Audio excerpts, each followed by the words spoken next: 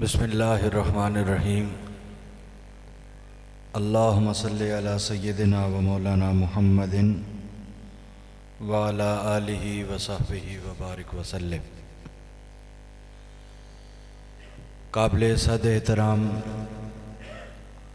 मोहतरम अल्लामा मोहम्मद इदरीस राना साहिब, नायब नाज़िम आला तहरीक मिनहाजुल कुरान और निगरानी फरमा रहे हैं सेंट्रल पंजाब की, मुल्तान डिवीज़न की और लाहौर जोन की। वाजिबुल एहतराम मोहतरम हम्माद रज़ा लाली साहिब, जो सरपरस्ती फरमा रहे हैं तहरीक मिनहाजुल कुरान ज़िला चन्योट की, और अलावा जी तहरीक मिनहाजुल कुरान ज़िला चन्योट के जितने ज़िली, तहसीली, यूसी या यूनिट सतह के जितने ओहदेदारान, ज़िम्मेदारान, कारकुनान और रुफ़ाक़ाए कार तशरीफ़ फरमा हैं। इसी तरह पाकिस्तान अवामी तहरीक, मिनहाजुल कुरान उलमा कौंसल, मिनहाज यूथ लीग और मुस्तफ़वी स्टूडेंट्स मूवमेंट, इन फोरम्स के भी जितने ओहदेदारान और ज़िम्मेदारान तशरीफ़ फरमा हैं। आज के इस वर्कर्स कन्वेंशन में चंद चीज़ें हम इस तरह की सीखेंगे और समझेंगे कि जिससे हम अपने अंदर बतौर ओहदेदार, बतौर कारकुन और बतौर रफ़ीक ये सलाहियतें पैदा करके अपने अंदर लीडरशिप क्वालिटी को मज़ीद निखारें और इसको मज़ीद बेहतर करें, और चन्योट और इसकी तमाम तहसीलों के अंदर यूसी सतह या यूनिट सतह तक इन्हीं सलाहियतों को, इन्हीं खूबियों को जो आज हम यहाँ सीखें, जो समझें, इनको बेहतर करते हुए इस तरह से यूनिट सतह तक इन सलाहियतों के साथ हम जाएं कि इस मुस्तफ़वी मिशन को हम अपनी ज़ात के एतबार से फ़रोग़ देने में अपना अपना किरदार अदा करें। चंद चीज़ें मैं आपके सामने लीडरशिप क्वालिटीज़ के हवाले से वाज़े करता हूँ, क्योंकि हर शख्स जो ओहदेदार यहाँ पर तशरीफ़ फरमा है, और अगर कोई ओहदेदार नहीं भी है, बतौर रफ़ीक बैठे हैं या बतौर कारकुन बैठे हैं, ये जितनी चीज़ें हम अभी समझेंगे इंशाअल्लाह अज़ीज़, वो TMQ का फोरम हो, पैट का हो, उलमा कौंसल का हो, यूथ लीग का हो या MSM का हो, जितने फोरम्स के साथी भी तशरीफ़ फरमा हैं, आप सारे इस चीज़ को महसूस करेंगे कि ये चीज़ें, ये बातें, ये सलाहियतें यकीनन हम में से हर शख्स की ज़रूरत है जो भी इस मुस्तफ़वी मिशन के साथ जुड़ा है। ये चीज़ें हम में से हर एक के लिए इंतहाई ज़रूरी है, और ये चंद चीज़ें जो आपके सामने बयान करने जा रहा हूँ, ये बुनियादी तौर पर सारी की सारी जो गुफ्तगू है, ये शेखुल इस्लाम डॉक्टर मोहम्मद ताहिरुल कादरी की अपनी गुफ्तगू, आपकी ही गुफ्तगू को मैं आपके सामने अपने अल्फाज के साथ आपके सामने बयान कर रहा हूँ। असलन ये सारी गुफ्तगू, इसका बुनियादी जितना थीम है, बुनियादी जितनी फ़िक्र है, बुनियादी जितनी असास है, ये सारी की सारी हुज़ूर शेखुल इस्लाम की बयान करदा है।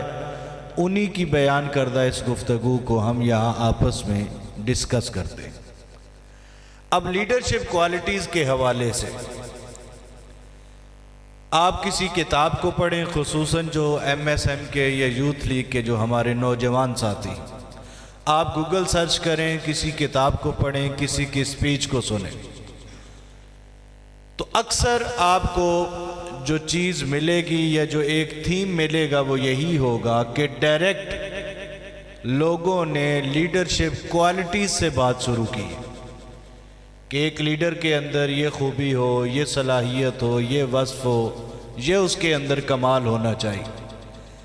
लेकिन शेखुल इस्लाम ने यहाँ भी इस सब्जेक्ट पर भी अपनी इनफरादियत बरकरार रखी और आपने बराह रास्त लीडरशिप क्वालिटी पे बात करने के आपने सबसे पहले लीडरशिप की तारीफ वाज़े की कि पहले हमें ये क्लैरिटी हो कि लीडर होता कौन है।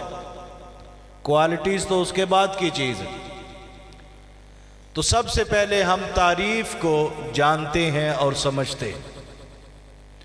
एक दफ़ा मैं आपके सामने वाज़े कर देता हूँ, उसके बाद हम फिर मिलकर इस तारीफ को दोहराते हैं ताकि ये एक एक जुमला, एक एक लफ्ज़ हमारे जहन नशीन हो और हम तंजीमी ज़िंदगी में इसे अपना अमली हिस्सा बना सकें। अब क़यादत किसे कहते हैं, लीडर की तारीफ क्या है? अब जो शेखुल इस्लाम ने इसकी तारीफ वाज़े की है, ये बुनियादी तौर पर ताजदार कायनात सल्लल्लाहु अलैहि वसल्लम की ज़ात अक़दस और आपकी सीरत तैयबा का निचोड़ कि लीडरशिप क्या है, क़यादत किसे कहते हैं, लीडर की तारीफ क्या है, उसकी क्वालिटी या सलाहियत वो तो बाद में है। क़यादत एक ऐसी सलाहियत का नाम है जिसके ज़रिए वो मुख्तलिफ लोगों को अपने साथ मिलाकर खुशगवार माहौल में इज्तिमाई काविश के ज़रिए किसी मंजिल या मकसद को हासिल करें। अब हम मिलकर दोहराते हैं। क़यादत एक ऐसी सलाहियत का नाम है जिसके ज़रिए वो मुख्तलिफ लोगों को अपने साथ मिलाकर खुशगवार माहौल में इज्तिमाई काविश के ज़रिए किसी मंजिल या मकसद को हासिल करे। अब ज़रा जुमलों पर गौर करके दोहराइएगा। क़यादत एक ऐसी सलाहियत का नाम है जिसके ज़रिए वो मुख्तलिफ लोगों को अपने साथ मिलाकर खुशगवार माहौल में इज्तिमाई काविश के ज़रिए किसी मंजिल या मकसद को हासिल करें। अब देखें, सबसे पहली चीज़ जो हम पढ़ रहे हैं बार बार वो ये है कि क़यादत एक सलाहियत का नाम है। किस चीज़ का नाम है? फिर मिलकर बोलें, किस चीज़ का नाम है? सलाहियत का नाम है। यानी ये चीज़ हमने पढ़ी है, ये चीज़ हमने समझी है कि क़यादत बुनियादी तौर पर एक सलाहियत है। क्या चीज़ है? एक सलाहियत। यानी क़यादत का ताल्लुक किसी ओहदे से नहीं है। किस चीज़ से है? एक सलाहियत से। वो सलाहियत अगर किसी रफ़ीक में है तो वो भी लीडर है, वो सलाहियत किसी कारकुन में है तो वो भी लीडर है। वही सलाहियत एक ओहदेदार में तो ज़रूर होनी चाहिए क्योंकि वो ओहदेदार है। तो पहली चीज़ क्या हमने पढ़ी है? क़यादत क्या चीज़ है? एक सलाहियत। क़यादत क्या चीज़ है? एक ये सलाहियत यहां बैठा हुआ हर शख्स अपने अंदर पैदा कर सकता है। इवन के जो साथी आगे फ्रंट लाइन पे दो स्टूडेंट बैठे हैं, ये कोई स्टूडेंट भी अपने अंदर ये चीज पैदा कर सकता है। वो अपनी क्लास में रहते हुए अगर ये आगे जो हम तीन चीजें पढ़ेंगे, अगर वो अपने अंदर ये सलाहियत पैदा कर ले तो वो स्टूडेंट होने के साथ साथ अपनी क्लास में एक लीडर भी। ये सलाहियत तो शेखुल इस्लाम फरमाते हैं, बेटा अगर कोई ठेकेदार अपने अंदर पैदा कर ले तो वो ठेकेदार ही सही लेकिन वो भी लीडर है। कि जिसने चंद मिस्त्रियों को साथ में लाना है, कई मजदूरों को साथ में लाना है, दीगर बिल्डिंग के कामों के उमूर की तकमील के लिए जो उसने मुख्तलिफ लोगों को साथ में लाना है, एक टीम बनानी है, फिर उन्होंने एक बिल्डिंग का ठेका लेना है, फिर उस बिल्डिंग को तामीर करना है, तो जाहिरन वो ठेकेदार एक बिल्डिंग तामीर कर रहा है, लेकिन चंद लोग उसने अपने साथ में ला लिए, तो वो ठेकेदार होकर भी इस सलाहियत के एतबार से एक लीडर भी। ये सलाहियत किसी जगह भी हमें काम आ सकती, लाजिम नहीं है कि सिर्फ तंजीमी जिंदगी में ये काम आए। हम अपने अपने घरों को देखें तो हर घर में भी तो कोई सरबराह है। ये सलाहियत वो अपने घर में अगर इसको प्रैक्टिस करना शुरू कर दे तो वो घर के अंदर एक लीडर है। तो क़यादत क्या चीज है? एक क्या चीज है? एक। अब उस सलाहियत में तीन चीजें, वो तीन चीजें मिलती हैं तो वो एक सलाहियत बनती, जिसे क़यादत कहते हैं। पहली चीज ये है और पहला काम ये है कि वो मुख्तलिफ लोगों को अपने साथ मिलाए। क्या करे? मुख्तलिफ लोगों को अपने साथ मिलाए, साथ जोड़े उन्हें अपने।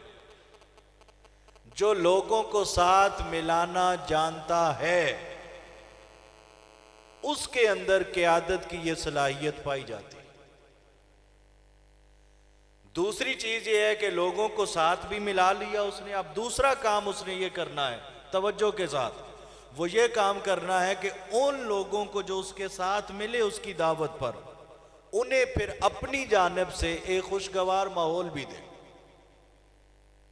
अपनी जानिब से एक प्यार दे, अपनाइयत दे, ताकि जो लोग उसके बुलाने पर आए वो उसके साथ रहने पे भी खुश रहें।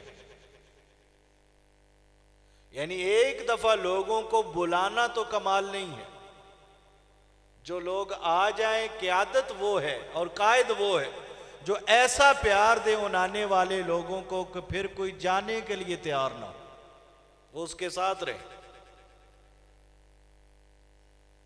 और तीसरा काम यह है कि इज्तिमाई काविश। लीडर वो होता है जो मैं की दुनिया से निकलकर हम की दुनिया में आ जाए।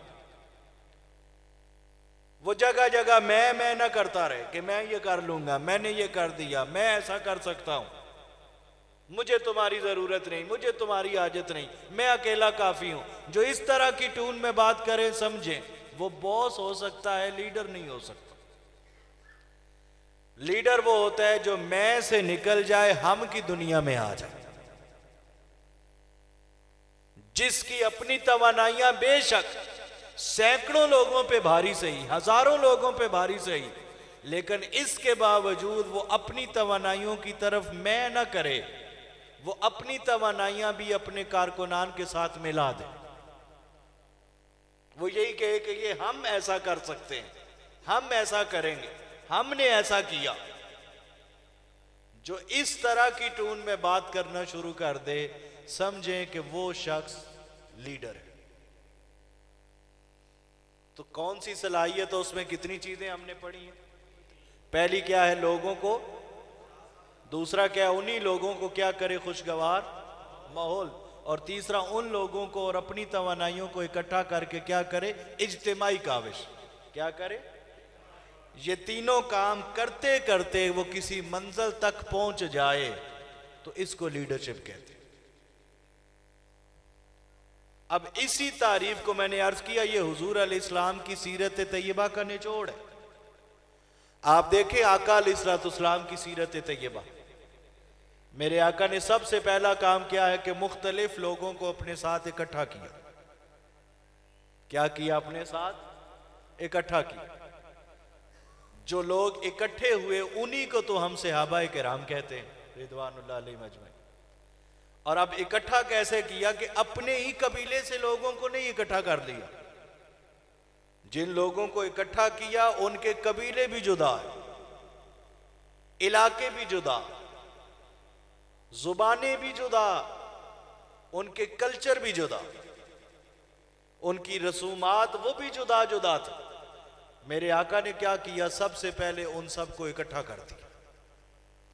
यानी आपके सामने बैठने वालों में जहां अबू बकर, उमर, उस्मान व अली हैं, वहीं उन्हीं लोगों में हबशा से हजरत बिलाल भी हैं, उन्हीं लोगों में फारस से हजरत सुलेमान भी, उन्हीं लोगों में रूम से हजरत सुहेब भी। यानी मुख्तलिफ ममालिक से, मुख्तलिफ इलाकों से लोगों को इकट्ठा किया। एक काम। अगला काम क्या है? खुशगवार। अब इतना हुजूर ने खुशगवार माहौल दिया कि जिस सहाबी को आप पढ़ेंगे, स्टडी करेंगे, हर कोई ये फख्र से कहता है मेरे आका सबसे ज्यादा प्यार मुझसे करते। ये खुशगवार माहौल, अपनाइयत।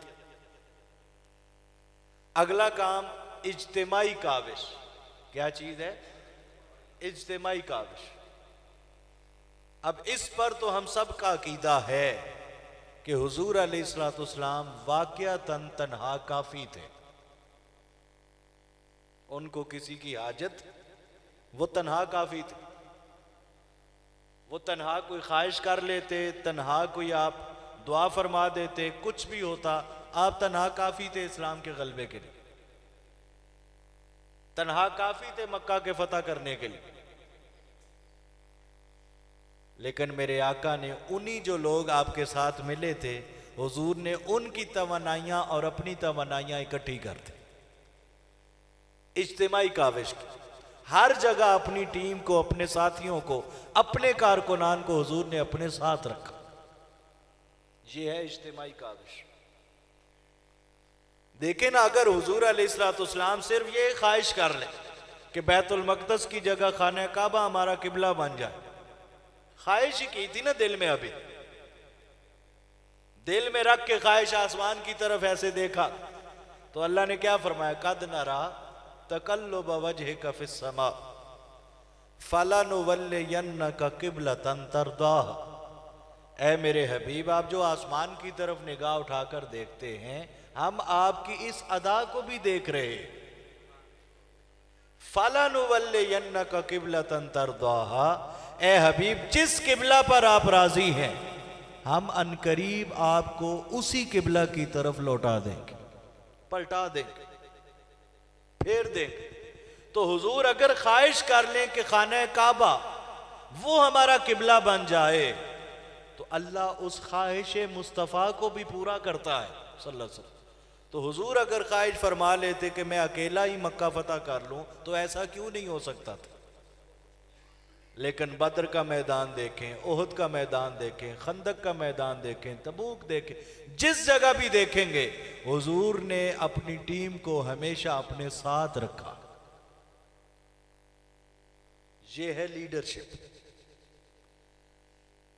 अब 14 सदियों में अगर आप देखेंगे तो अल्लाह ने जिस जिस को यह शर्फ दिया कि उसने उम्मत को लीड किया, हर एक लीडर की यही खूबी रही। और बराह रास्त अगर वक्त की मुनासबत से हम असर हाज़र में आकर अपने लीडर को देखें, अपने कायद को देखें, शेखुल इस्लाम डॉक्टर मोहम्मद तैयरुल कादरी को, अब इस तारीफ को और अपने कायद को देखें। सबसे पहला क्या है? लोगों को इकट्ठा करना। क्या करना? लोगों को। हम जो इस हॉल की छत के नीचे बैठे हैं, स्टेज से लेकर वो आखिरी फर्द तक जो ग्लासेस लगा के बैठे हैं, जितने हम इस छत के नीचे बैठे हैं, हम तो वो हैं जो कायद ने इकट्ठे किए। ऐसा है कि नहीं? उन्हीं की आवाज पे है ना इकट्ठे, उन्हीं के नाम पे इकट्ठे। तो कायद ने हमें पहले क्या कर दिया? इकट्ठा कर। देखे ना, कोई मरकज से है, कोई कहाँ से है, कोई चनियोड़ सिटी से है, कोई लालिया से, कोई बुहाना से, कोई दीगर तहसीलों से, कोई किसी यूसी से, कोई किसी यूसी से। किसी की बरादरी मुख्तलिफ है, किसी की बरादरी और है। इल्मी लेवल सबका मुख्तलिफ, शऊरी और अकली लेवल सबका मुख्तलिफ, फाइनेंशियल पोजीशन सबकी मुख्तलिफ, कुव्वत फैसला, कुव्वत एतमाद, ये सारी चीज़ें तो जुदा जुदा हैं। लेकिन कायद का कमाल क्या है कि उसने, उस मर्दे कलंदर ने हम सबको इकट्ठा कर दिया। लोगों को क्या कर दिया? इकट्ठा कर। अगला कमाल यह खुशगवार माहौल देना, यानी क़यादत की तरफ से हमेशा ये चीज रही है कि उन्होंने अपने एक एक कारकुन को, एक एक रफीक को हमेशा प्यार देने की इंतहा कर दी।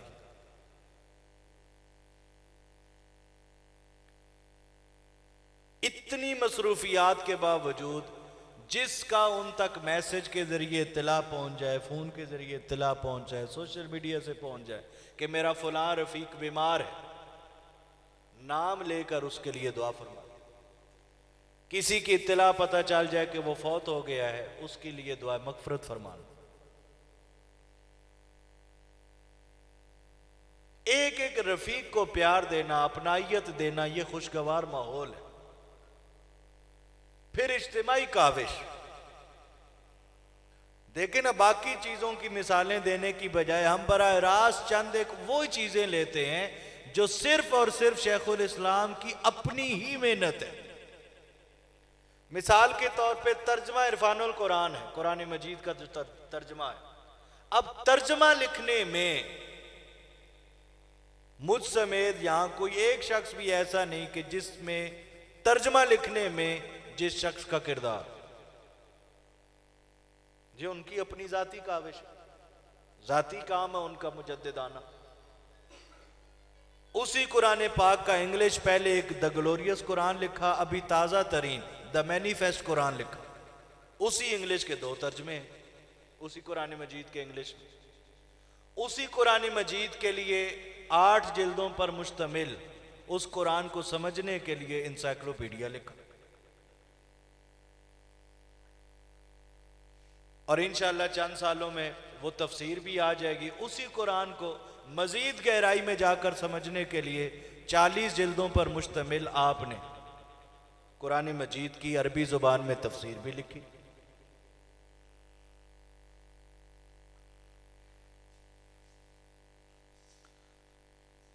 मोहतरम अल्लामा मोहम्मद फयाज बशीर साहब, आप तशरीफ लाए, एक दफ़ा तालियां बजाकर इस्तकबाल करें।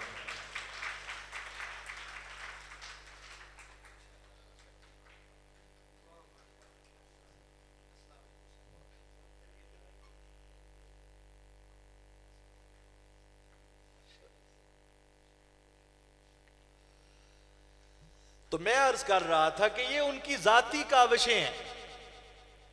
अल मिनहाज सवी है, हदीस की किताबें हैं, हदीस का इंसाइक्लोपीडिया है। ये जितने काम हैं या खिताबात उनके हैं, क्या उनके खिताबात किसी और ने किए हुए?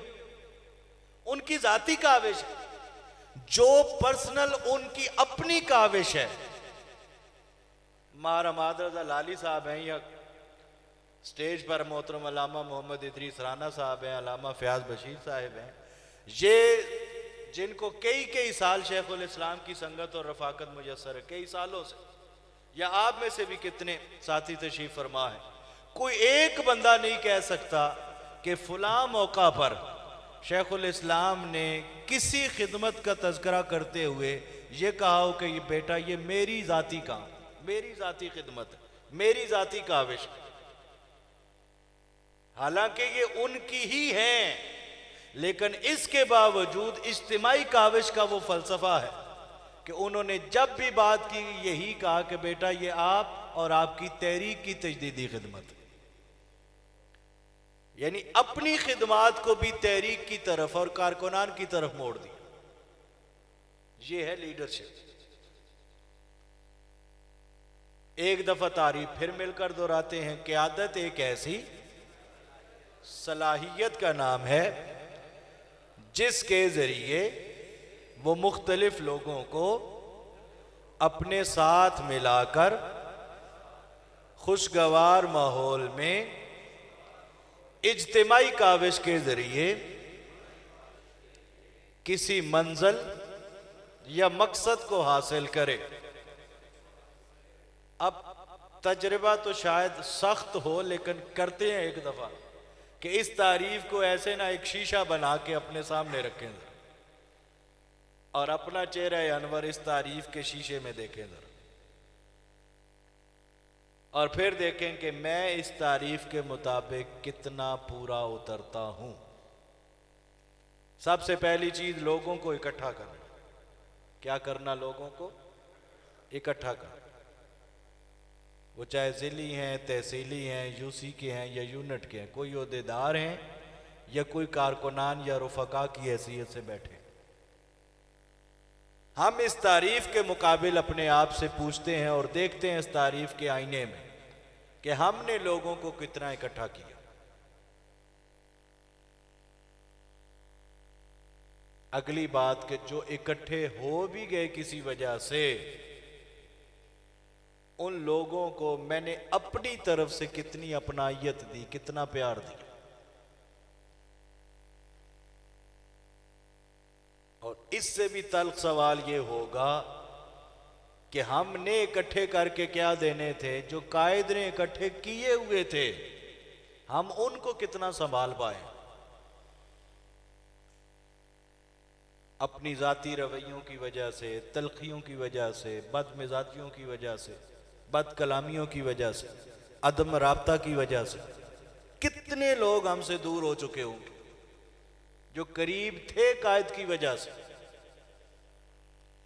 इसलिए हमें अब हर एक को अपने ऊपर गौर करना है। ये तकरीर ऐसा नहीं है कि सारे के सारे आप तवज्जो कर दें जी बस अमजद अली तकी साहब की तरफ के वो सदर हैं, लिहाजा लीडरशिप भी वही उन्हीं के अंदर होनी चाहिए।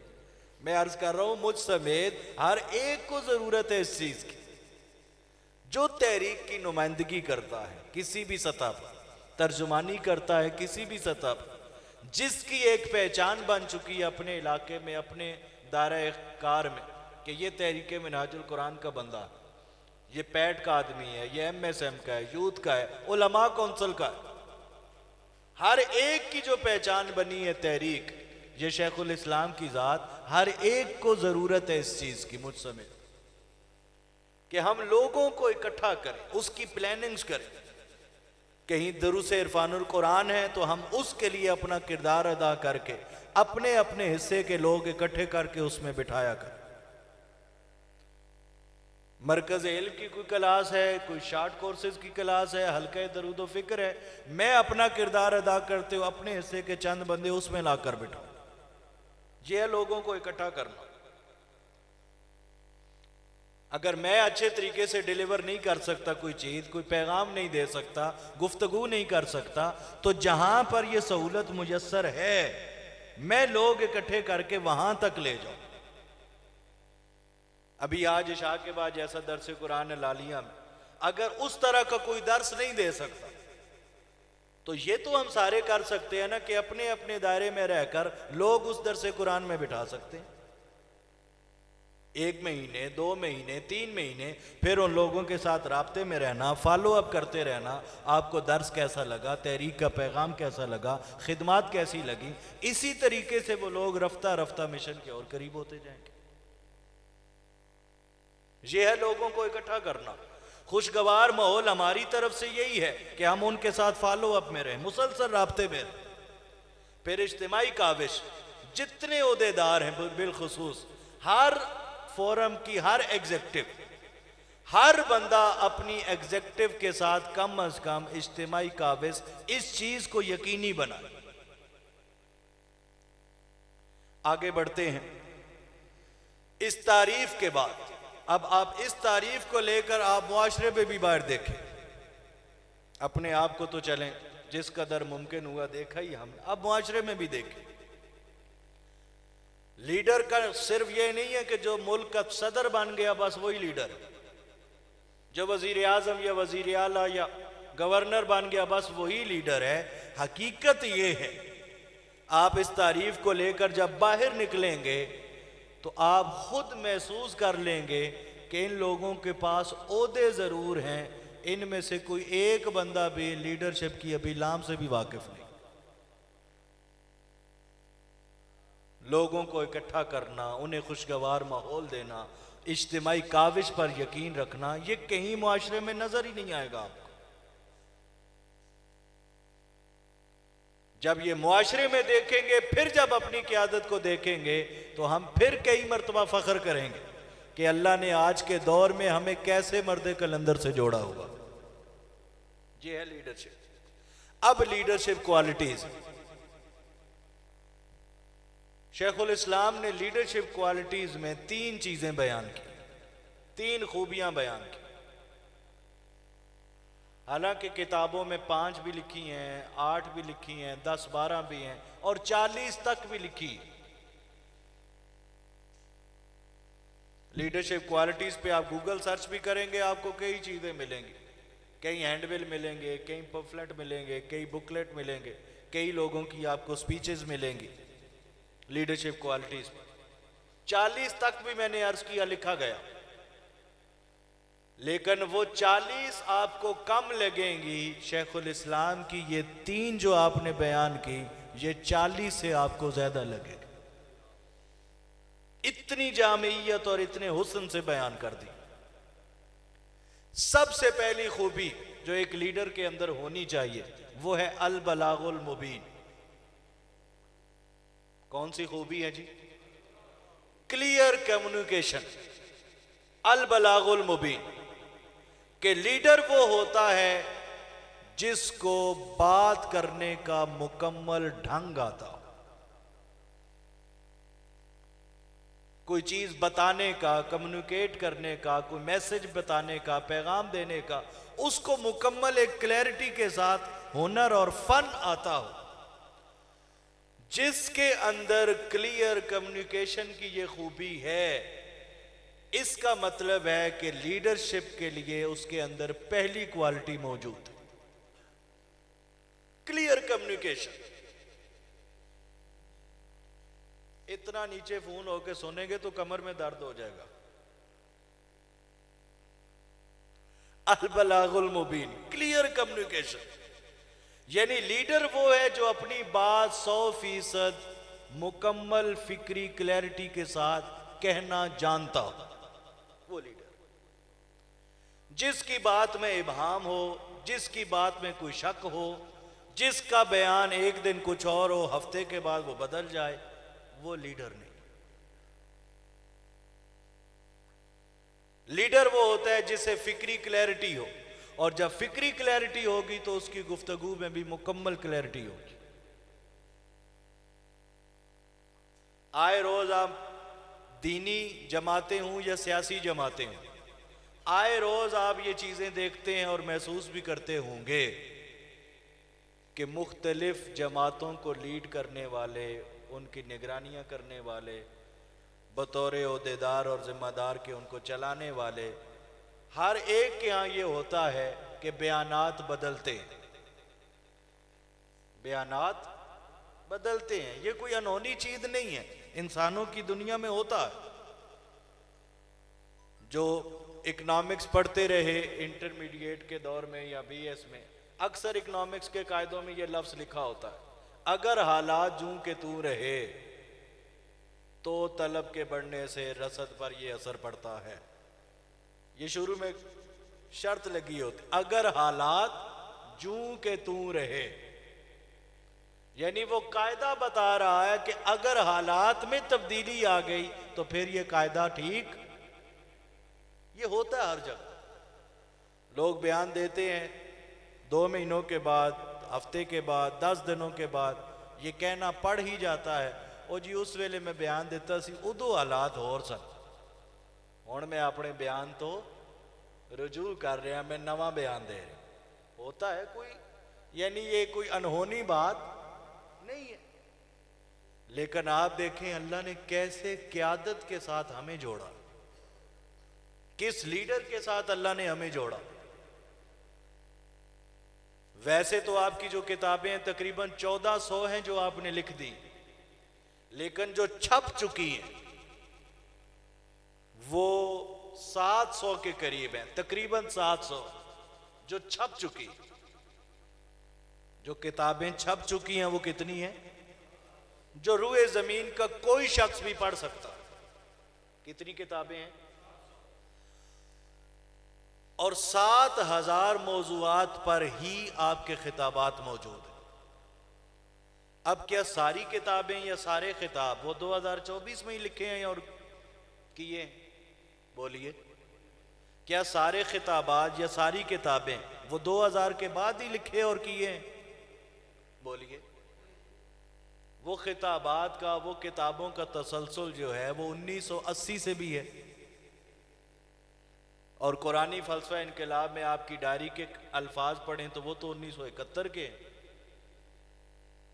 ये मैं इसलिए जुमले अर्ज कर रहा हूं कि ये भी एक क्लैरिटी हो कि हर चीज आज ही नहीं लिखी हुई, लिखने में भी कई कई दिहाइयां पहले की भी लिखी हैं और तकरीरें भी कई कई दिहाइयां पहले की हुई हैं। उस मर्दे कलंदर की फिक्री क्लैरिटी तो देखें जरा। 700 किताबों में और 7000 खिताबात में एक जुमला भी ऐसा नहीं है जो शेखुल इस्लाम ने लिखा हो या बोला हो और उसे वक्त के बदलने के बाद वापस लेना पड़ा।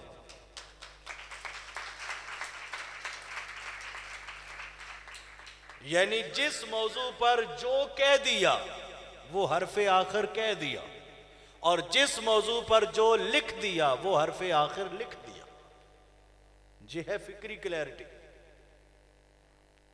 अकीदे की दुनिया में ही देखें आप, 1980-85 का दौर ज़हन में रखें। हर तरफ तरन्नुम का दौर था, अशार का दौर था, दौड़े माइयों का दौर था। उस सारे माहौल में भी जिस तरफ सारी दुनिया बह रही थी, शेखुल इस्लाम ने उस वक्त भी अपोजिट साइड पे सफर शुरू किया और हर एक को कहा कि सारा जहान शेर पढ़ता रहे। डॉक्टर तहरुल कादरी शेर नहीं, वो या अल्लाह का कुरान पढ़ेगा या मुस्तफ़ा का फरमान पढ़ेगा। अकीदे की दुनिया में एक नई फिक्र दी लोगों को कि हम अकायद की बुनियाद इन चीज़ों पे बाद में रखें, अकायद की बुनियाद सबसे पहले कुरान और हदीस पे रखें। उस वक्त लोगों को यह समझ नहीं आई कि ये किस तरह बंदा लेके जा रहा है। आज हर एक जान गया कि जो डॉक्टर तहरुल कादरी ने अकीदे की दुनिया में फिक्र दी वही असल फिक्र थी। अकीदे की दुनिया में एक और उसूल दिया कि हम आंखें बंद करके किसी मसलक को एज अ मसलक कुफर का फतवा नहीं देंगे कि ये फुला मसलक है, हम सारे मसलक को काफिर कह दें। आपने कहा हम ऐसा नहीं करेंगे। कुफर का फतवा केस टू केस है, इनफिरादी है। जिसका मामला होगा उस पे फतवा होगा। उस एक दो की वजह से पूरे मसलक पर कुफर का फतवा नहीं होगा। आपने उम्मत में इत्तेहाद का दर्स दिया। आपने कहा हमारे प्लेटफॉर्म, हमारे स्टेज पर हर मसलक का बंदा आएगा और अगर किसी ने हमें दावत दी तो हम उसके यहां भी जाएंगे। उम्मत में इत्तेहाद के फरोग के उसूल को मुतारफ करवाया। उस वक्त कोई शिया कहता, कोई अहले हदीस कहता, कोई देवबंदी कहता, और बदकिस्मती से सुन्नी तो शायद कोई कहता ही नहीं था। लेकिन 35-36 साल पहले की ये फिक्र आज हर तरफ नजर आ रही है कि फिक्र वही थी जो डॉक्टर तहरुल कादरी ने दे दी थी। हमारी बका इसी में है कि हम उम्मत को तोड़ने की बजाय जोड़ने पे मेहनत करें। कहने का मतलब है कि दुनिया को फिरकर उस तरफ आना पड़ा, डॉक्टर तहरुल कादरी को अपने किसी जुमले से फिरना नहीं पड़ा। आप इल्मी हवाले से देख, जदीद और कदीम उलूम की ये जो सोच और फिक्र थी, शेखुल इस्लाम ने पहले दिन से ही इसे मुतारफ करवा दी। जामिया इस्लामिया मिनहाजुल कुरान से पहले दिन को ही इसको फरोग दे दिया कि हमारे जामिया में सिर्फ दीनी तालीम नहीं होगी, हम कदीम और जदीद दोनों को इकट्ठा फरोग देंगे। उस वक्त समझ ही ना आई लोगों को कि ये हो क्या रहा। आज हर तरफ ये सोच आम हो रही है कि सोच असलन वही थी जो डॉक्टर तहरुल कादरी ने दी थी।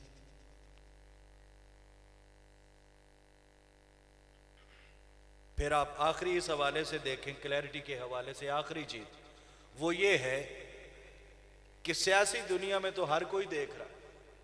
वो जो मैं आपको अर्ज कर रहा था कुरानी फलसफा इनकलाब की उस आखिरी सफ़ात के जो डायरी के सफ़ात, 1971 में उस डायरी के सफ़ात की एक तहरीर उसके साथ पेश हुई। किस दौर की? 1971 की। उसमें ये सारी चीजें लिखी हुई हैं कि हमारी मंजिल जो है वो मुस्लिम कॉमनवेल्थ का क्या, यानी मुस्तफी इनकलाब उससे बहुत पहले की मंजिल है, ये उससे भी आगे की मंजिल है। आपने लिखा कि हमारी मंजिल उस वक्त हमें मिलेगी जब उम्मत मुसलिमा की तकदीर के फैसले कहीं और नहीं बल्कि गुंबद खजरा के साए तले होंगे। ये है मुस्लिम कॉमनवेल्थ का क्या। उसी कुरानी फलसफा इनकलाब वाली डायरी के हाथ के लिखे हुए जुमले ये भी हैं कि हमारी जंग किसी फर्द, किसी जमात, किसी पार्टी के खिलाफ नहीं, हमारी जंग इस मुल्क के जालिमाना, फरसूदा और इस्तेसाली निज़ाम के खिलाफ। आप सोच सकते हैं कि 71 में कोई बंदा निज़ाम को चैलेंज कर रहा है। उस वक्त उनकी उम्र 20 साल बनती है। यहां 50-50 साल के लोगों को भी अभी निज़ाम की समझ ही नहीं है कि निज़ाम है क्या, और उस निज़ाम को चैलेंज करने वाली शख्सियत 20 साल की उम्र में उस निज़ाम को चैलेंज कर रही। क्या कहा नहीं था कि तब्दीली हवा में उड़ जाएगी? बोलिए, कहा नहीं था? क्या कहा नहीं था कि आज आ जाओ इस्लामाबाद हमारे धरने में, कल तुम निकलना चाहोगे भी तो तुम्हें कोई निकलने नहीं देगा? कहा थे ये जुमले के नहीं? कहा था कि नहीं कि इस इलेक्शन में एक नहीं 100 इलेक्शन में चले जाएं, कोई तब्दीली नहीं आएगी। उनको तो कोई जुमला वापस नहीं लेना पड़ा, बल्कि उस वक्त जिनको समझ नहीं आई आज वो भी सारे इसी जुमलों की तरफ आ रहे हैं कि डॉक्टर ताहिरुल कादरी ठीक कहते थे। ये है अल बलागुल मुबीन, ये है फिक्री क्लैरिटी। अब अगर हम ऐसी क़यादत के साथ जुड़े हैं, ऐसे कायद के साथ जुड़े हैं, और अगर ये खूबी हमारे अंदर नहीं, तो फिर हमें अपने जुड़ने पर भी गौर करना है ना जरा। और अल बलागुल मुबीन की ये खूबी मेरे अंदर उस वक्त तक आ ही नहीं सकती जब तक मैं अपने कायद को सुनूंगा नहीं और अपने कायद को पढ़ूंगा नहीं।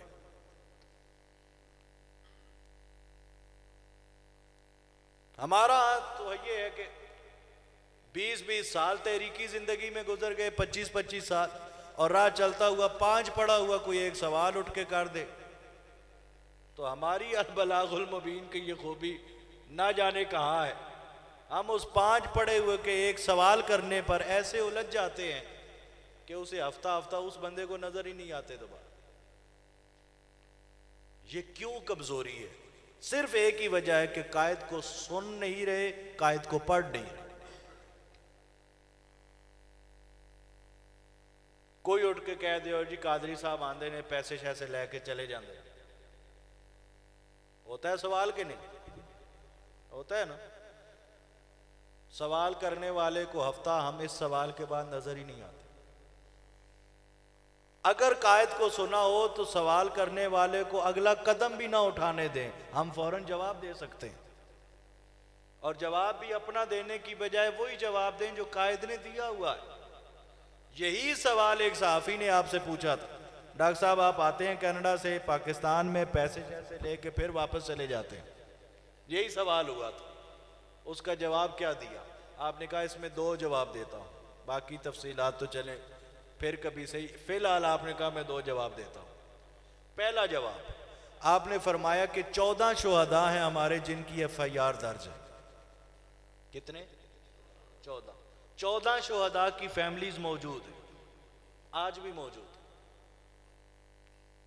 और आपने कहा कि वो 14 के 14 शुहदा, उनकी फैमिलीज, वो एक मुतवसत घराने से उनका ताल्लुक है, कोई एलीट क्लास नहीं है, फाइनेंशियली तौर पर उतने मजबूत नहीं है, कमजोर है।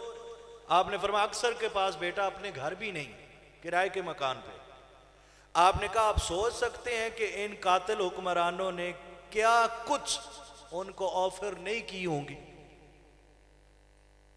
लाखों या करोड़ों की नहीं, अरबों की भी ऑफर की गई है एक एक शहीद की, एक एक फैमिली को जाकर, कि एक फैमिली अगर केस से विड्रॉ कर जाए सारा केस ही खत्म हो जाता है। आपने कहा बेटा अगर 14 शुहदा की फैमिलीज में से ये मेरे एक कारकुन को अभी तक नहीं खरीद सके, तो जिस क़यादत का कारकुन नहीं बिक सकता उस क़यादत को कौन खरीद सकता?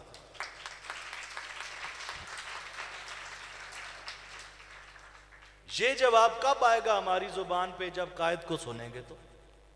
दूसरा जवाब आपने दिया कि शर्क ता गर्ब, पूरी दुनिया में मेरे खिताबात सुने भी जाते हैं, मेरी किताबें पढ़ी भी जाती हैं। और आपने कहा कि हर मुसन्निफ उसका ये राइट बनता है, हक बनता है, वो अपनी लिखी हुई किताब पर रॉयल्टी ले सकता है, क्लेम कर सकता है, ले सकता है।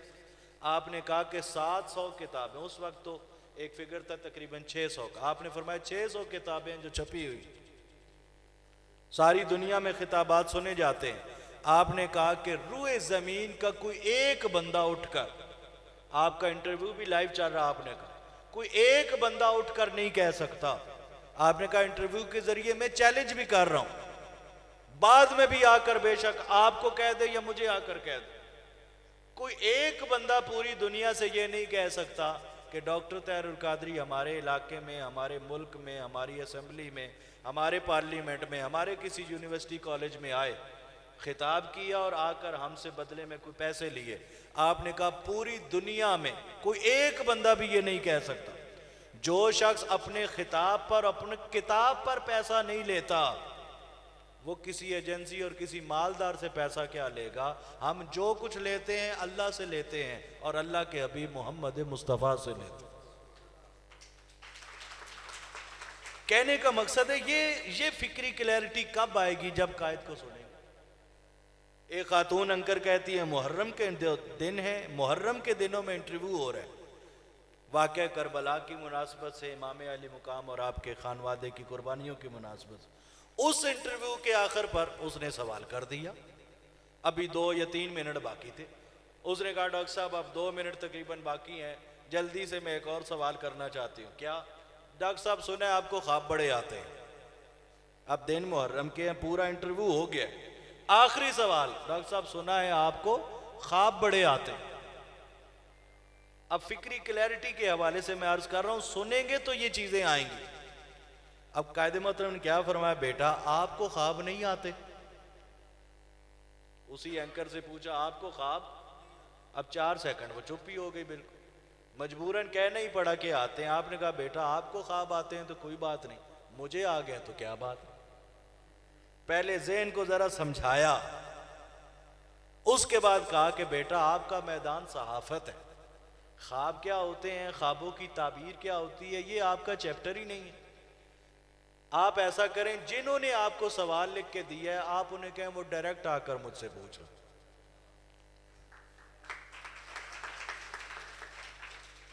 कनाडा की नेशनैलिटी क्यों नहीं छोड़ते? एक सहाफी तो अड़ ही गया इस सवाल पर, और जी कनाडा की नेशनैलिटी आप क्यों नहीं छोड़ते? आपने कहा जी इसलिए नहीं छोड़ता कि मुझे आईने पाकिस्तान कहता है रखो, मैंने रखी हुई है।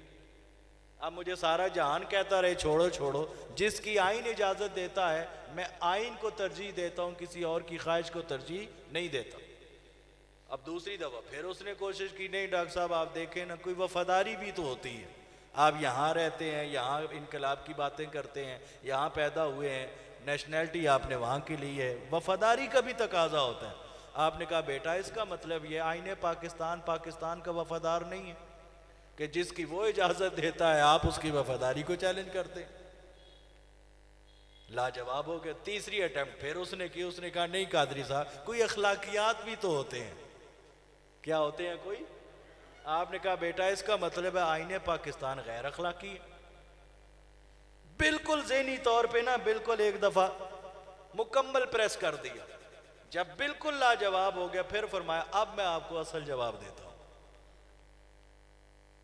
आपने कहा बेटा मेरी दौड़ गज्जू मता से शदारा तक की नहीं है, मैंने सारी दुनिया में इस्लाम के लिए जाकर नुमाइंदगी करनी, सारी दुनिया में बड़ी बड़ी कॉन्फ्रेंसेस में, यूनिवर्सिटीज़ में, कॉलेजेस में, कभी UNO में, कभी OIC में मैंने जाके एड्रेस करना। ये नेशनैलिटी मैंने रखी है एक ट्रैवलिंग डॉक्यूमेंट के तौर पर। जिस दिन मैंने ज़रूरत महसूस की 1 सेकंड भी नहीं लगेगा मुझे छोड़ते हुए। और आपने कहा जिस नेशनैलिटी के होते हुए मेरे कारकुनान को कोई प्रॉब्लम नहीं, बाकी किसी को है तो उसकी मैं परवाह ही नहीं करता। कहने का ये सारी चीज़ें सुनाने का एक ही मकसद है कि ये चीज़ सुनेंगे, कायद को पढ़ेंगे तो हमारे अंदर ये कंसेप्चुअल क्लैरिटी आती रहेगी। बाकी रही इनकलाब, इनकलाब मुस्तवी इनकलाब हमारी मंजिल थी, हमारी मंजिल है और हमारी मंजिल रहेगी, इसलिए कि इससे बेहतर कोई मंजिल है ही नहीं। आका अलैहिस्सलाम का दीन गालिब आ जाए, इससे बेहतर और मंजिल क्या है। हिकमत अमली बदलना ये कायद को इख्तियार है, वो जो चाहे हिकमत अमली वजह करें, कारकुन का काम है कायद जो कह दे उसके मुताबिक चलना शुरू कर दे। देखें ना, कौम ने 4 मरतबा हमें कहा ताहिरुल कादरी कदम बढ़ाओ हम तुम्हारे साथ हैं, कहा या नहीं? 2 दफा इलेक्शनों में और 2 दफा एहतजाज में, कहा या नहीं? और जब पलट कर देखते थे तो कौम पीछे से गायब होती थी या नहीं? अब 5वीं दफा हिकमत अमली का खुलासा ये है, हमने कौम को कहना है कि पाकिस्तानी कौम कदम बढ़ाओ हम तुम्हारे साथ हैं।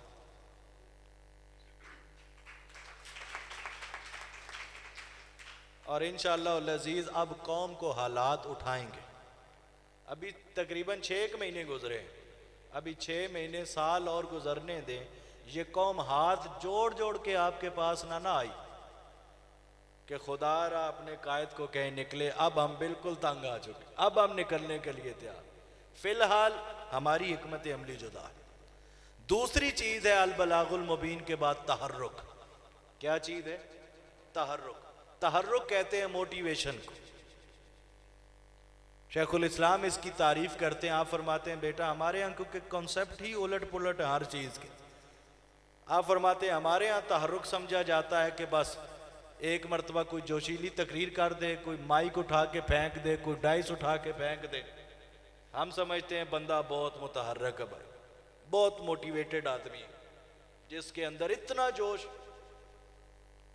आपने कहा इसे तहर्रुक नहीं कहते। तहर्रुक की आपने एक तारीफ की, आपने कहा मंजिल के हुसूल तक, जुमला सुनिए, मंजिल के हुसूल तक जो अपना और अपनी टीम का जज्बा कायम रख सके उसे तहर्रुक कहते हैं। यानी जब तक मंजिल न मिले, किसी लीडर और उसके कारकुन के अंदर कभी मायूसी या परेशानी ना आए, अगर ना आए तो इसी का नाम तहर्रुक है। इस तहर्रुक को कायम रखने के लिए उसमें लामुआला कभी जोशीली तकरीर भी जरूरत पड़ती है, उसमें फिक्री क्लैरिटी की ज़रूरत पड़ती है, उसमें टीम की हौसला अफजाई की ज़रूरत पड़ती है, उन्हें अपने साथ मुशावरत में शरीक करना इसकी ज़रूरत पड़ती है, उस टीम को एतमाद देने की ज़रूरत पड़ती है। ये सारी चीज़ें तहर्रुक को पैदा करने के लिए मुख्तलिफ ये ज़राए हैं। अब देखें ना, एतमाद करना, शेखुल इस्लाम ने किस कदर एतमाद किया अपने लोगों पर। मरकजी नाज़्मे आला से लेकर यूसी सतह तक के ओहदेदार तक कोई एक बंदा भी नहीं है जो डायरेक्ट शेखुल इस्लाम का फैमिली मेंबर। ये एतमाद नहीं तो और क्या है। बैरूनी दुनिया में जितने इस्लामिक सेंटर्स हैं, मोहतरमुल मुकाम अल्लामा मोहम्मद इदरीस राना साहब तकरीबन 36 मुमालिक का विजिट कर चुके हैं। यहाँ तो जो इस्लामिक सेंटर्स होते हैं, मसाजिद हैं, कोई और जगह है, प्रॉपर्टी है, वो डायरेक्ट मरकज़ के नाम होती है, इदारे के नाम, मिनहाजुल कुरान। वहाँ इस्लामिक सेंटर्स जो होते हैं वो किसी न किसी फ़र्द के नाम होते हैं। बाद की ऑप्शन होती है कि वो मरकज़ के नाम लगे, पहले किसी फ़र्द के नाम करवाना पड़ता है। और एक एक सेंटर हमारा यूके और यूरोप के ऐसे ऐसे सेंटर्स भी हैं, अगर एक सेंटर हम वहां से बेचें, यहां पूरी पूरी जमात खरीद लें, इतनी इतनी मालियत के सेंटर्स भी हैं मिनहाजुल कुरान के। अब ये एतमाद नहीं तो और क्या है कि पूरी दुनिया में मिनहाजुल कुरान वो अपने ही कारकुनान के हवाले की हुई। हम अपनी ही एग्जेक्टिव के ओहदेदार पर एतमाद करने पर राजी नहीं होते। और तहर्रुक को कायम रखने के लिए शेखुल इस्लाम ने एक अमली मिसाल भी दी।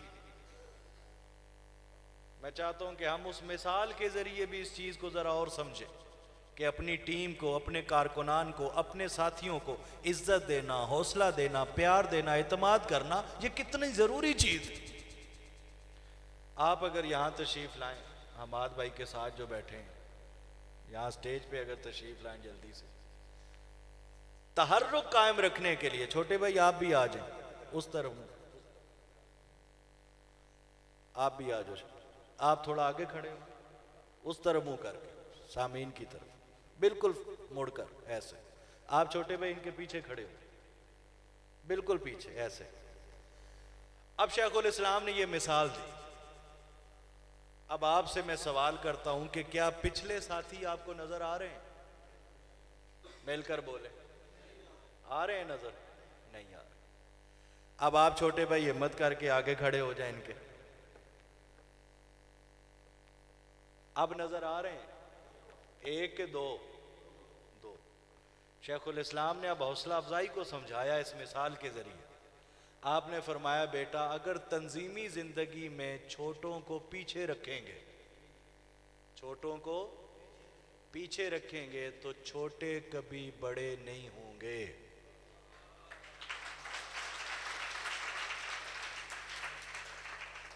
और साथ इससे भी बड़ा जुमला आपने फरमाया अगर बड़े हिम्मत करके छोटों को अपने आगे कर दें, उन्हें फ्रंट पे रख लें, तो आपने फरमाया छोटों को आगे रखने से बड़े कभी छोटे नहीं होते। बहुत शुक्रिया। अब देखें ना ये भी बड़ा पानी है। बहुत शुक्रिया दोनों भाई। ये भी बड़ा पानी है मोहतरम अल्लामा मोहम्मद इदरीस राना साहब का कि खिताबत की दुनिया का एक लाजवाब शाहसवार हो और खुद तहम्मुल के साथ सुनते रहें और मुझ जैसे छोटे को आगे किया हुआ 1 घंटा हो गया और सोने पे सुहागा। अब तो उनके साथ अल्लामा फयाज बशीर साहब भी तशरीफ फरमा। ये है हौसला अफजाई। जब तक हम तंजीमी जिंदगी में इस वस्फ को नहीं अपनी जात में लेके आएंगे तो यकीनन नई क़यादत, यंगस्टर, नौजवान, उनके अंदर जब ये कॉन्फिडेंस और हौसला अफजाई उन्हें नहीं मिलेगी तो तहर्रुक में कमी आती जाएगी। इस तहर्रुक को कायम रखने के लिए हौसला अफजाई देना जरूरी है। और राना साहब तो बहुत अच्छे तरीके से इस चीज को जानते हैं। हुजूर शेखुल इस्लाम किसी की कोई मामूली दर्जे की भी खूबी हो, काम हो, शेखुल इस्लाम जब हौसला अफजाई फरमाते हैं तो कमाल ही कर देते। यह है तहर्रुक को कायम रखना। और आखिरी खूबी है अल-बलागुल मुबीन। और तहर्रुक के बाद तरबियत और निगरानी। क्या चीज है? तरबियत और निगरानी। एक लीडर के लिए लाजिम चीज है कि जो उसकी टीम है वो उनकी तरबियत और उनकी निगरानी करने के लिए उसे अपने अंदर ये वुसअत देनी पड़ेगी। देखें लोग ऐसे पहले दिन ही नहीं तैयार होते। तंजीमी जिंदगी में हम अपनी अपनी जात को ही देखते रहे। क्या 20 साल पहले जहां मैं खड़ा था आज मैं वहां खड़ा हूं? तो हर एक को जवाब मिलेगा नहीं। तो मैं अगर अपने 20 साल पहले के दौर और आज के दौर को देखूंगा तो जमीन आसमान का भी फर्क शायद छोटा हो। तो क्या उन 20 सालों में कोई गलतियां नहीं हुई? तो जब हमारे सीनियर गलतियां बर्दाश्त कर करके हमें आगे रखते रहे तो क्या कोई नया आने वाला पहले दिन ही वो ऐसा हमें मिल जाएगा कि वो बिल्कुल गलती नहीं करेगा? ये है तरबियत और निगरानी कि जो नया आने वाला है उसकी खूबी महफिल में बयान करें और उसकी गलती, उसकी कमी, उसका नक्स तन्हाई में उसे आगाह करते। 1 दफा, 2 दफा, 3 दफा, 5 दफा, 10 दफा गलती होगी। एक लीड करने वाले की जानब से तन्हाई में जितनी दफा समझाया जाएगा वो उतना इंप्रूव होता जाएगा, बेहतर होता जाएगा। और तरबियत और निगरानी के लिए अहम तरीन चीज वो मुशावरत करना भी है। क्या चीज है? मुशावरत का नाम ही तंजीमी जिंदगी में मीटिंग है। क्या चीज है? जब तक हम माहाना मीटिंग में बाकायदगी नहीं दिखाएंगे तब तक हमारी तंजीमी जिंदगी बेहतरी की तरफ नहीं जा सकती। जब हम खुद ही मुहासिब नहीं बनेंगे, जब हम खुद ही अपना हिसाब नहीं करेंगे कि पिछले महीने में कहां कहां कमी रही, कहां कहां हमारे यहां खला रहा, मीटिंग में डिस्कस करके अगले महीने उन कमियों को दूर करने पर प्लानिंग हो, तो 1, 2, 3 महीनों की मीटिंगों के बाद आप खुद भी महसूस करेंगे तंजीमी तौर पे सफ़र बेहतरी की तरफ चल पड़ा। हमारे यहाँ डिफ़ॉल्टरशिप अगर है, रफाकत सादी उस तरह नहीं बढ़ रही, या मुनज़्ज़म प्लानिंग नहीं हो रही, आपस में कोई काम में कमी है, कोऑर्डिनेशन में कमी है, जितनी बीमारियां हैं तंजीमी तौर पर, आप 100 भी इकट्ठी कर लें तो हल एक ही है, वो महाना मीटिंग। क्या चीज है महाना मीटिंग? इससे बेहतर कोई प्लेटफॉर्म नहीं है जहां हम अपने अपनी तहसील, अपनी अपनी यूसी, अपने अपने डिस्ट्रिक्ट को बेहतरी की तरफ सफर शुरू करवाना चाहते हैं। इससे बेहतर कोई ऑप्शन नहीं कि हम उसी सतह पर महाना मीटिंग का आगाज करते हैं। मसलन आज रात ही दरस कुरान है लालिया, है ना, अगर हफ्ता पहले या 4 दिन पहले मीटिंग हुई होती और डिस्कस होता कि जो लालिया का दरस इरफानुल कुरान है पिछले महीने क्या क्या कमी थी, इस महीने वो दूर करनी है हमें। अगर कमी थी कि वहां मेंबरशिप का स्टॉल नहीं लगा था, मीटिंग होगी तो वो कमी नजर आएगी। अगर कमी थी कि वहां किताबों का स्टॉल नहीं लगा था, मीटिंग होगी तो कमी नजर आएगी। अगर कमी थी कि उसमें कोई 20-25 नए बंदे नहीं थे, मीटिंग होगी तो ये कमी डिस्कस होगी। 20-25 बंदे नए आए थे, उनके साथ फॉलो अप नहीं हुआ बाद अज़ां, मीटिंग होगी तो ये कमी डिस्कस होगी। इस तरह अगर हम मीटिंग्स में बाकायदगी ले आएंगे, आप देखेंगे चंद महीनों के बाद ही तंजीमी तौर पे हम एकदम कई गुना बढ़कर बेहतरी महसूस करेंगे। तो ये सारी चीजें मैंने आपको इसलिए अर्ज कर दी हैं कि हम अपनी अपनी ज़ात में तंजीमी चैनल्स को बेहतर तरीके से कैसे इस्तेमाल कर सकते हैं। हर बंदा हम में से लीडर है, हर बंदे ने लीड करना, हर रफीक ने मुआशरे के लोगों को लीड करना है, हर कारकुन ने मुआशरे के लोगों को लीड करना है, हर ओहदेदार ने अपने रुफका और कारकुनान को लीड करना है। लिहाजा हर एक अपने अंदर इस चीज़ को पैदा करे। तारीफ को फिर दोहराते हैं, क़यादत एक ऐसी सलाहियत का नाम है जिसके ज़रिए वो मुख्तलिफ लोगों को अपने साथ मिलाकर खुशगवार माहौल में इज्तिमाई काविश के ज़रिए किसी मंजिल या मकसद को हासिल करे। औसाफ़े क़यादत में 3 चीज़ें हमने डिस्कस की हैं। नंबर 1 अल बलागुल मुबीन, दूसरी है तहर्रुक, तीसरी है तरबियत और निगरानी। अल्लाह रब्बुल इज़्ज़त हमें तंजीमी तौर पर बेहतरी की तरफ सफ़र शुरू करने में तौफ़ीक़ अता फ़रमाए। वस्सलामु अलैकुम।